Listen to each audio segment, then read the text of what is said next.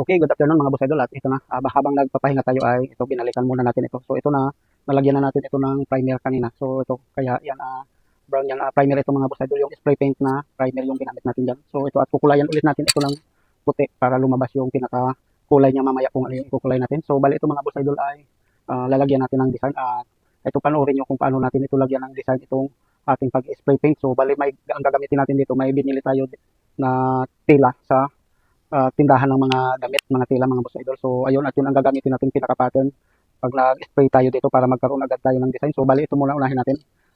Kailangan kasi kulayan ulit natin ito ng puti para matingkad yung ating ikukulay na ipipinis na pangkulay ng mga boss idol. So ito first coating, kailangan natin ito yung first coating ay itong puti. So bali itong nauna natin na kulay ay primer epoxy pa lang yan mga boss idol. So ayun, let's go na tayo.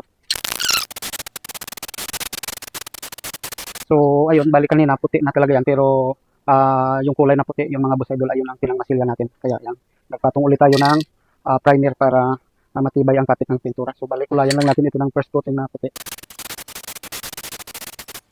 So ayun, patuyuin lang muna natin itong mga boss idol bago tayo mag-apply ng second coating. So yun lang muna. Okay, ito na yung next process natin mga boss idol, itong pagpipintura. So bali ito, sprayan muna natin ito ng silver, itong pinakagilid para at ito yung lalabas na kulay pagka napinis na natin mga boss idol. So yung silver ay paikot lang yun. So lalagyan natin yun ng tape mamaya para ito yung lilitaw na pinaka-rivets mga boss idol. So ayun, at ito meron din tayong silver dito na slating.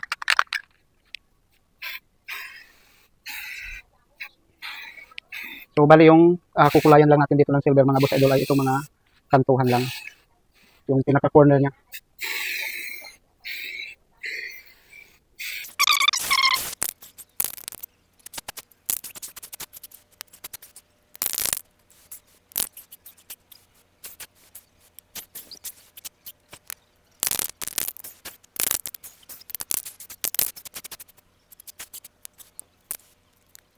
So ayun, patutuyin lang muna natin ito mga boss idol dahil kailangan natin ito lagyan ng masking tape